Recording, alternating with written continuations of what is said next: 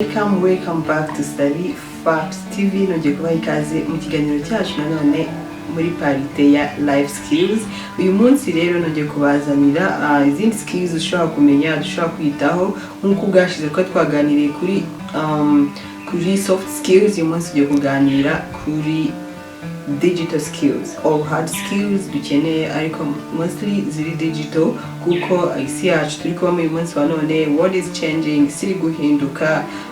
Ugasanga muri workplaces ibyo twahoze dukoresha mbere ntabwo ari uyu munsi turi gukoresha, ugasanga dukeneye kugenda kuri pace iri hejuru. So niyo mpamvu rero ugomba nawe gufitinga muri situation aho ibintu byakaza, aho ibintu byakomeye, ugomba kwisanga uri very competitive kuko isi ikeneye abantu bari very competent. So you don't have to be incompetent, kubera ko I am here for you just to tell you different digital skills that are needed on the market.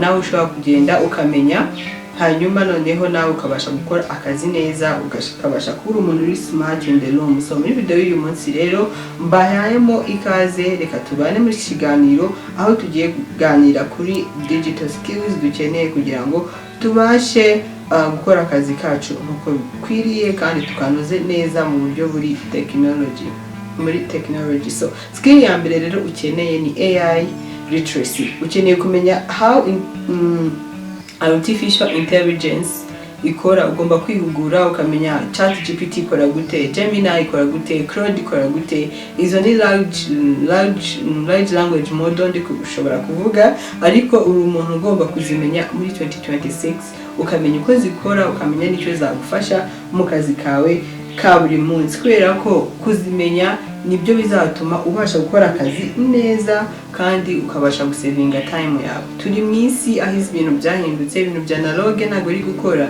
So AI is there to improve our work, kazi kacu dukora buri munsi. Usibye ko hari ikibazo abantu benshi bari gucomplaininga ko AI maybe is replacing their work, ariko nicyo gihe cyacu kuba innovative. Niba AI hari ukabona ishobora guhindura akazi kawe cyangwa ishobora gutwara akazi kawe, ese wowe wakora ako kazi nicyo uri gutekereza. Niba AI hari none wewe musaruro wayibyaza kugira ngo unatwara akazi kawe, ariko nawe hari umusaruro wayibyaza kugira ngo ubashe gukorera amafaranga binyuze muri AI, kandi nayo igufacilitating, ari facilitator wow. So rero in this skill ukeneye kubasha kumenya nziza cyane, ugomba kumenya social media management. Social media management murabizi ko bisa naho mwisi none dusohokeyemo akazi kenshi cyangwa imikorere myinshi yimukiye kuri social media. Ese wowe social media wayibyaza umusaruro gute? Iyo social media management ni izihe skills ukeneye kugira ngo ubashe kuba wakora ako kazi nk'umu social media manager?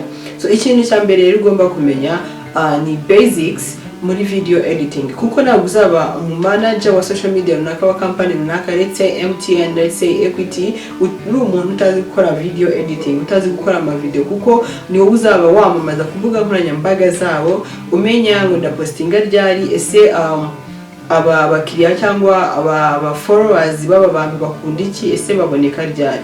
Izo ni analytics ugomba gukora kugira ngo ubashe kuba wabasha nyine gukora akazi neza kandi kabashe gusuccessing. Ikindi kintu wamenya ni Canva design. Ese ayo ma video wafashe, yes wafasha ama video, ariko se uzokoresha Canva kuko Canva yofaringa different template ushobora gukoresha muri video zawe, wandika post runaka, gukora ama posters.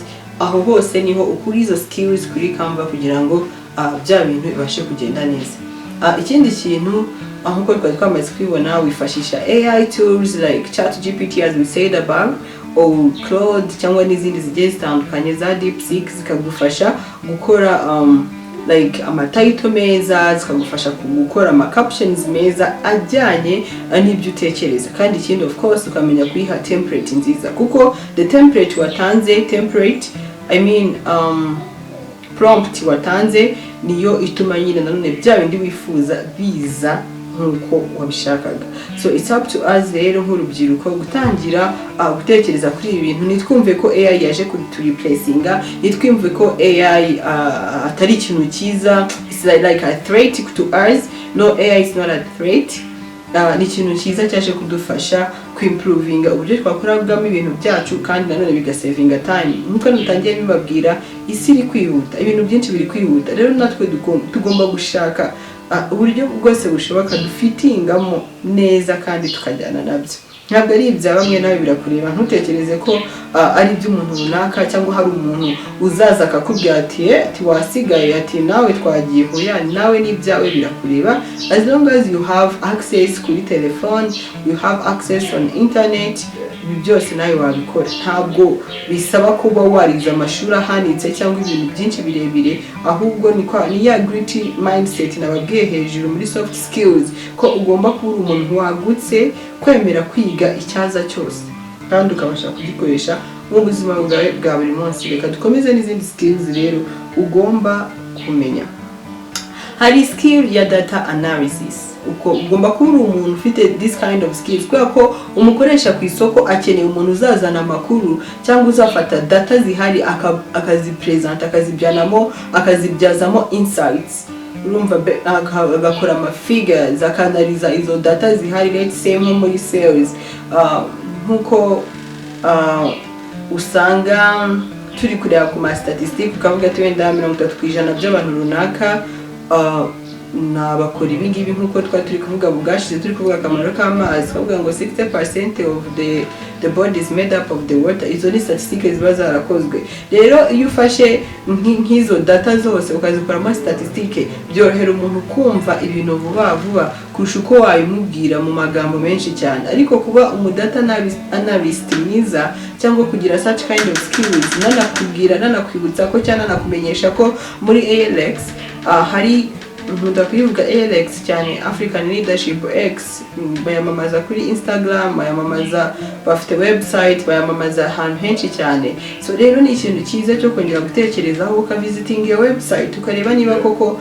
washobora gufata iyo course ya data analytics, hanyuma ukabasha kuba umwanaliste mwiza ushobora kubona amakuru ukayabyaza umusaruro. Ukavuga ati wenda ku mbuga nkoranyambaga kuri YouTube 30% mu Rwanda ni igitsina gore, 40% wenda n'abagabo bavuga kuri content runaka. Ayo n'amakuru yose ukeneye gukusanya ukayavuga in terms of statistics. Ariko udafite skills za data analysis ntabwo wabishobora, kandi mu by'ukuri ni ikintu kiba kibuze gutanga umusaruro kandi nawe ukabona uko wabyinjizamo. Ntagiye mu bintu byinshi cyane. Rero iyo ni skill nziza ukeneye muri 2026 kugira ngo even though iri kurangira ariko ni timeless skills, ni skills akoresha ubuzima bwawe bwose, ni lifetime skill uzayikoresha ahantu hose kuko ni skills nziza cyane ukeneye kumenya muri 2026 n'ibindi bihe byose. So dukomeze rero n'indi skill ukeneye cyane, digital skill, content creation skills. So iyi se dusoya muri uyu munsi wa none, muri kubona ko nk'ubucuruzi bwose bwimukiye kuri social media. Umuntu wese ari kumva ashaka kwamamaza, hanyuma rero iyo wamamaje uramamara of course kuko abashije kwamamaza.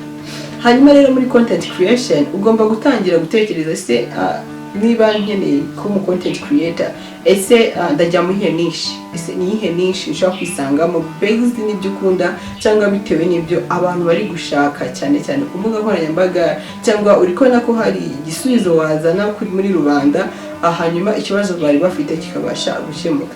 Rero aho nutangira gutekereza kuri content creation skills, ukabasha kuba wakiga gukoresha kamera, ukabasha kuba wakiga izo video editing, ukabasha kuba wamenya kuvuga storytelling. Ibyo ni ibintu ukeneye muri 2026 kubera ko abantu bazagukenera kugira ngo bamamarize products zabo. Niba tanamamaza products zabo, nawe uzaba uri umuntu w'umumaro kuko uzaba uri gutanga skills zishobora gufasha umuntu mu buryo bumwe cyangwa ubundi. Ushobora kuvuga ati reka mbere kuba ko bakora cake, that's a content, kuko umuntu wese ntabwo azi nyine ingredients zikoreshwa zikora cake. Ushobora kuvuga ati ngiye kwereka ko bakora biscuit, kaza ugakora biscuit. Ushobora kuvuga ngo ngiye gutangira kujya mbabwira storytelling kuko hari abantu baba bari lonely bakeneye kumva inkuru runaka ishobora kumusubiza intege mu buzima bitewe n'ibibazo ari kunyuramo. So rero ubwo ni ubumenyi bwose ukeneye kugira ngo ubashe kumakinga your life easier, kubera ko it's not hard, I mean it's tough. Rero niba biri tough, niba ubuzima buri tough, rero ugomba gushaka uburyo nyine ubuzima bugomba kuba easy kubera ko bwo buri tough kandi ntabwo buzigera buba easy. So ikindi kintu rero cyiza cyane ni ukubera ko iyo ufite hard skills ugateranyaho soft skills bingana na financial security. So aka ni akantu keza cyane ugomba gutahana uyu munsi kubera ko by combining both of them uba uri gusecuringa finances zawe. Icyo gihe uri gutakinga finances very seriously kubera ko izo skills most of the time muri iyi myaka dusohoyemo isi ya technology niho usanga nyine abantu benshi ariho bari gukura amafaranga menshi cyane bari gukoresha cyangwa bari kwaninga mu buzima bwabo bwa buri munsi. So it's up to you rero nawe gutangira gutekereza ko ibyo bintu bikureba atari iby'umuntu runaka ahubwo nawe wabikoresha mu nyungu zawe bwite. So in the tech skills, in the digital skills ukeneye rero ni marketing skills. Marketing skills hazamo marketing strategies, hazamo kumenya ku attracting attention y'abakiriya, hazamo promoting products zawe na services. Muri kwibona ko muri iyi minsi cyane WhatsApp iri kwamamariza abantu, Instagram iramamaza, Facebook iramamaza. Wumve nyine ko icyo ngicyo ari ikintu cy'umumaro cyane kandi ni ikintu gikomeye cyane wakabaye witaho. So it's up to you rero gutangira kwiga digital marketing skills kugira ngo in case now ufite business umenye kuyipromoting. Yes, ufite business let's say y'amaparfait ariko nobody knows kucuruza parfait. Ntabwo ushobora no creating account kuri TikTok posting izo perfumes zawe even if you can get one client per day as long as you have good quality product. Uwo muntu umwe wenyine nawe azagenda akomeze akwamamarize product zawe ku nshuti ze muri famille kubera ko nyine nawe yakubonye haraho wa marketing the product yawe.